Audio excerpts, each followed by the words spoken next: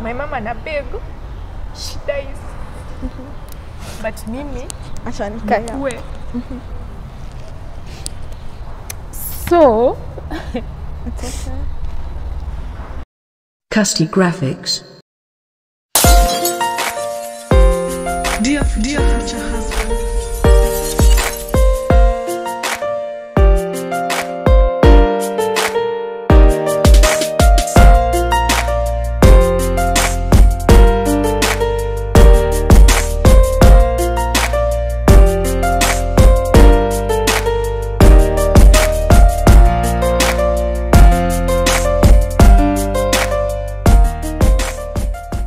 Welcome back to my channel. In case it's your first time here, consider subscribing.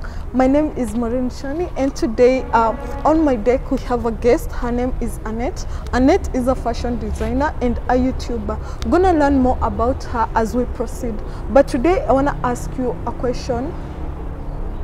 How are you prepared for the upcoming elections? So let's get into the video. Hey girl. Hi. Okay. Maybe you tell us your name and what you do. My name is Annet Agutu. I am a mother, a YouTuber, a writer, or an author. I just published my first book last year. I'm also a TV host and a customer service representative by profession. And what else do I do? I'm a stylist, just like she had said. Okay. Yes. So that is nice. When we were talking, you told me something about elections. Maybe you expand to us what really you wanted to talk about today. We were affected, my family and I, during the post-election violence, and not really affected, like sile sana, like we didn't lose things, but we almost did, and we really thank God. And we happened to have witnessed a lot of bloodshed, a lot of killings, a lot of rape during that time.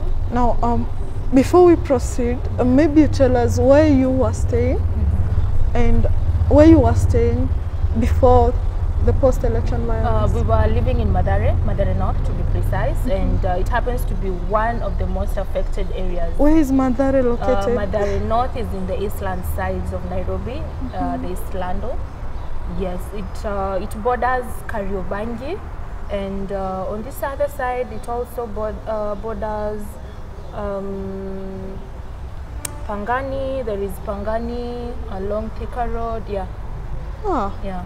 Okay, so what really happened?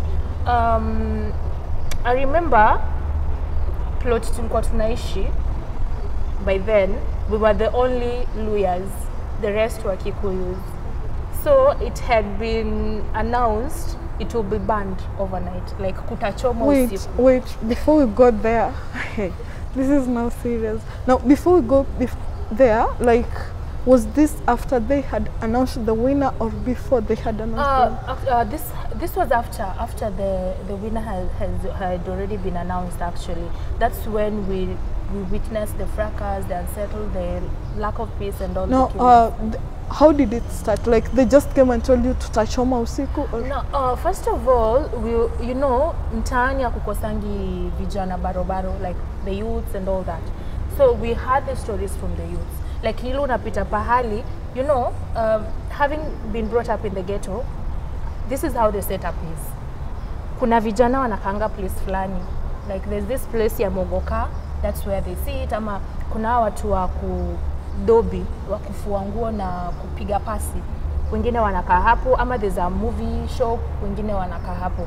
So that was kind of the setup, na hapo ndo tulisikia the rumor. So first of all, after the winner had been announced, kulikuwa na a lot of unsettlement. Ile watu walikuwa tu all over, scattered, chaos, screaming, wanawasha moto, you know.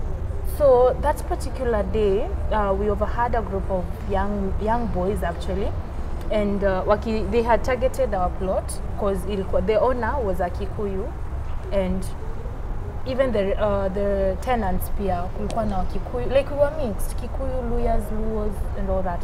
So on that particular day wakasema watachoma ploti just because ni ya Mkikuyu. You know, we were scared, honestly. We were really scared. And everyone vacated. All the Kikuyu and the Kambas walivacate. Ni sisi peke yetu tuliachwa. Cause we were like, sasa tunaenda. You know, I feel inapata ile time you don't have money, like hamtaenda mtafute nyumba sayo mwende mwishi. So my mom was like, sasa hapa tukisema tuhame, tunahama tunaenda wapi? We're just going to stay here and God is going to protect us. So that's what my mom said. But on the other side, my other relatives were so scared. They were like, you guys move to this other side, acheni tu vitu, hata zikichomwa nini, you just come to this side. But my mom nule mtu wa sister. Which side was that? The other side of Modhaiga now. That's where my grandpapa was staying, my guka. Alikuwa anakaa hizo side. So he had insisted twende tukae kwake for safety because hiyo side at least it was safer. So my guka akatuconvince, but mamangu nule mse ako like, hapana, just need to protect my babies, tutakuwa sawa. But if worse goes to worse, then itabidi tumekuja. So that particular day, kufika majioni hivi, kulikuwa na kerosene pump nyuma yetu. Watu wa kuuza mafuta, the pump sasa ikachomwa. So you can imagine mafuta inachomwa, mafuta taa. Definitely it will blow up anything karibu nayo, including all the structures. Vitu zilichomeka, the houses, hizi vibanda zenye zilikuwa hapo karibu zilichomeka. And we happened to be the people wenye walikuwa na mwaga maji, like kuzima. Hakukuwa na zima moto ama nini. Remember watu wametutoroka kwa ploti, so ni sisi tuko hapo, me, so my mom, the my plot sister. which was wewe mamako na sister only. Yes. Other people are not there. Washahama walienda. Okay. So ni sisi tulikuwa tuna put off hiyo moto.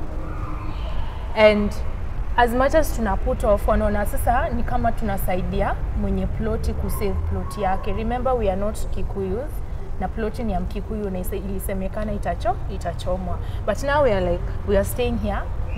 This is where we live. This is where we've been living. Tutahama tuende wapi? Like we need to protect our space by all cost. Hata kama. And then wakakuja kurealize our vijana wenye waliwasha hiyo pump moto wenye the same ones wenye walikuwa wamesema wanakuja kuchoma ploti, wakarealize we are not Kikuyu. And they were like, oh, you can stay. Okay, so the house didn't... So ploti haikuchomwa. Na remember watu walikuwa wameshahama, watu wametoka na vitu zao, ni sisi tulikuwa tumebaki. Na pia sisi with the fear of kutachomwa, kwa zenyewe mkisha threateniwa hivyo, what do you expect? It can be blown up anytime. Yeah. So tulihamisha the most important things, documents, vitu za shule, tukapeleka to ploti fulani ilikuwa opposite. We had a friend hapo, tukapeleka huko just for safety. Then zingine, alafu ilikuwa that time nakumbuka, kulala mlikuwa mnalala kama mko fully dressed because you don't know what will happen. Unavadi na unalala na kiatu kwa mguu. Like kupika, hata mtapika mtanunua chakula because it was chaotic all over. The only time you can access a shop ni very early in the morning, no, but tena not in the wee hours of the morning, like ile early morning ya kuanzia 6 hadi saa 3. That is when you will experience some calmness, some tranquility, at least kumenyamaza. But from 10 asubuhi kuendelea, kelele, watu wana shout, kila pahali kuna washwa moto, yani vitu zinachomwa. So you'll access the shop kuanzia hiyo 6 hadi 9, at least mnakimbia mnanunua maziwa, mnanunua supplies zenye vitu zenye mtahitaji. Now the deal breaker was after my mom was like, now we really need to find peace. Because schools were almost, shule zilikuwa zinafaa kufunguliwa by then. I remember I was in Form 2, if I'm not wrong. Form 1, Form 2, if I'm not wrong. So my mom was like, no, we have to get out of this place by all means. And my kuka insisted pia sasa tuhame. Tutoke hapo, like, acheni kila kitu, acheni nyumba, acheni kila kitu. You just come as you are. So that particular day, it was in the evening. Tulitoka kitu 6 hapo, 6:30. So you're leaving home to... Yeah, where my grandpa was. So nakumbuka tukapita, kulikuwa na ni kama barriers, you know, like unaona venye mnafika border, now this is Kenya, this is Uganda, this and this. So kulikuwa na hizo sections like huku niko Akikuyu, huko niko Ajaluo na Waluya and all that. Man, me, I don't want to go back there. Like, I don't want that scenario I don't want to experience whatever we experienced that moment. And I would really urge everyone, or all of us Kenyans, to maintain peace. Because now, your time tulikuwa tunatoroka sasa, going to my grandpa. I remember tukafika to the first border. The first border, kulikuwa na my youths, ndio walikuwa wamesimama hapo, guarding now the place. Wakatukujia, and they were like, mnaenda wapi? Kasema, tunaenda kutafuta kitu ya kukula. Like, tukadanganya, tunaenda kutafuta kitu ya kukula. Then, they were like, no, hampiti hapa. Hapa hampiti, na mkipita mkienda huko msiwahi rudi huko tena. Either mrudi kabisa, ama mki-insist, walikuwa wameshika panga. Hakuna kuvuka hapa, mnavuka. Imagine mtu amekusimamia na panga, and it's my mom and I. So your sister hapa? My sister, by the way, I don't know where my sister had gone. Sijui alienda kwa boyfriend ama. So it was my mom and I. And I remember shaking, like literally, nilikuwa na shake. Juu saa mtu amekusimamia na panga, you know, na si mtu mmoja, you're surrounded. Na you've witnessed what they do with those pangas. So you can imagine what they can do to you, you know? Yeah. So I remember the guys, my youths waka-insist, hatutapita hapo. My mom begged them. Then out of nowhere, mwingine akakuja. And he was like, Annet, ni nyinyi? Sema relief. Ati, kama ni nyinyi, poleni. They even apologized to my mom. Madhe, pole sana, hatukujua ni nyinyi. Piteni muende. Na hata mkitaka kurudi mrudi tu, hakuna shida. So I was like, what? Did you know the guy who was like Annet? Yes. Okay. It was one of the nini. Of course, mtani unajuanga my youths, and maybe mnapitana, mnasalimiana and all that. So I was really lucky to have known this guy, because yeye ndio sasa yeye alikuwa kama savior. Tukapita on to the next border. So you are walking on foot? Yes. From utapanda matatu, unatoa wapi? Okay. Unatoa wapi matatu? Now on to the next border. Na tunatumia tu vichochoro za huko ndani. So this border ilikuwa between there is Mathare North Hospital. Ndio tuende sasa, kuna tena place inaitwa ni mtaa tena, bado tu ni Mathare gateway. Sasa ndio we maneuver from there tukienda number 10 huko tukipita. So kufika hapo, another group of youths. Sasa hao walikuwa wengi kushinda hata wenye tumepita. They came, they surrounded us. Mnaenda nyinyi kina nani? Nyinyi kabila gani? Now, the first group yenye tumepita, kumbe hao sasa walikuwa Wajaluo. Now the next one were the Kikuyu. Okay. And if you remember well, vita ilikuwa between Kikuyu and Jaluos. Yes. Yeah. So hawa walitu release just because we are Luyas, and Luyas na Jaluo hakuna tofauti. We are one thing. Now the next one walikuwa wa Kikuyu. Wakatuuliza nyinyi kabila gani? We even hesitated kusema, and they grabbed me. Like they grabbed me, wengine waka grab my mom. So my mom is trying to pull my hand at the same time. And they were all like, leo tumepata mboga. Like, actually there were intentions to rape us. Some were all over my body, like trying to, I remember kwa nimevaa jeans, so they tried to unzip. Oh God. My mom at the same time is trying to grab me and ananivuta. So they were, wengine wenye walikuwa wamegrab my mom, pia wanatry kumundress, you know. You can picture that. I remember my mom crying. Akiwa beg, akiwambia, please don't do anything to my daughter. Msimfanyie kitu mbaya. msimfanyie kitu yoyote, basi ni uweni tu, lakini yeye mwache. You know, like ilifika hiyo point, my mama na beg, she dies. But mimi, acha nikae. So, It's okay.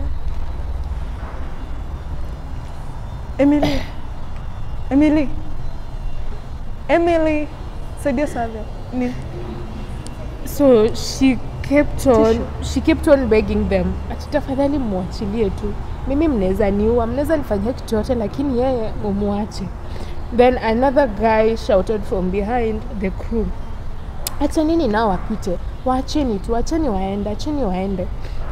Finally wakatuachilia, and this other one alikuwa tayari ashani teremsha trouser. Vile walituachilia, my mom shouted, kimbia. But tena, I couldn't run and leave her behind.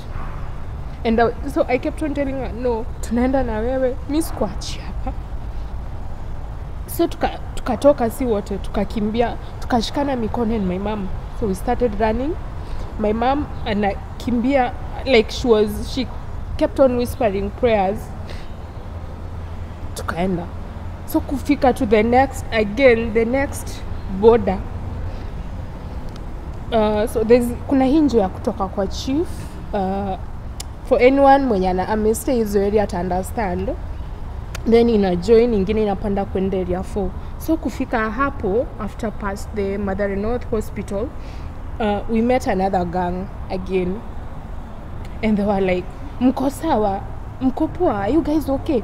Tukasema, tuko poa. Hawajafanya kitu yote? Tukasema hapana. Mko sure kabisa hawajafanya kitu yote? Tukasema ati mna bahati sana. Wamama hapa wamepita wamebeba masiruali kwa mikono, wengine wako hawana nguo, wakikimbia, wakipiga nduru. Nyinyi mna bahati sana. Mko sure kabisa, tuambieni ukweli.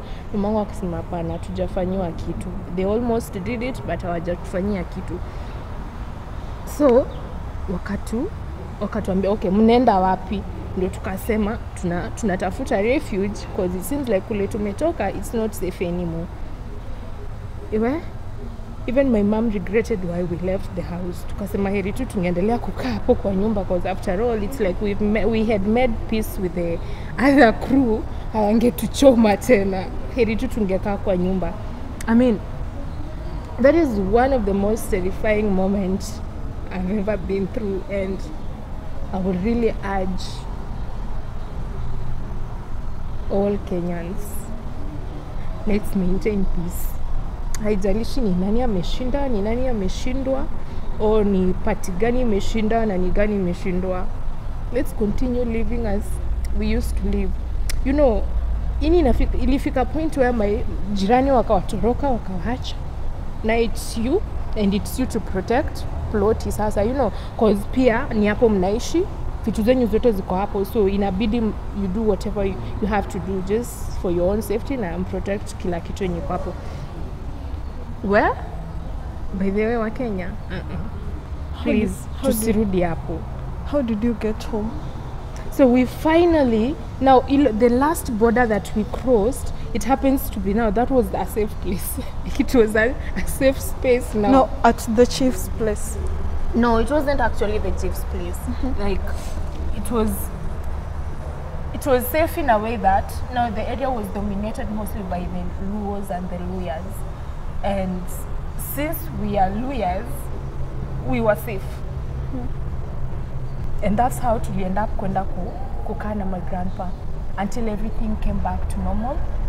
Schools were opened and we went back to school. Like, do you know, I thought I was okay during the entire time and everything until I went back to school. That's when trauma kicked in. Like, hata sikukumbuka I had missed my periods for like that entire time. And when you're stressed, definitely, you miss your periods. And also when I go to school, the moment unasikia watu ucheza, mnashangilia and all that, I would run away. Nikijua, like nikuwa nakimbia, akili imeclick, guy, wamefika huku, pia huku wanakuja kuchoma. I have to run for my safety. Like I would literally run and go and hide in a dormitory. Nilikuwa boarding. I would go and hide in a dormitory until naangalia hivi niko like wait. Suku ni shule na huku ni mbali. It means hawakuji huku. I am safe. It really took time for me to get over that. Ndo yani nikuje ni realize I'm in a different place. Yeah. I'm in a different location, far away from what was happening, and now everything is now back to normal.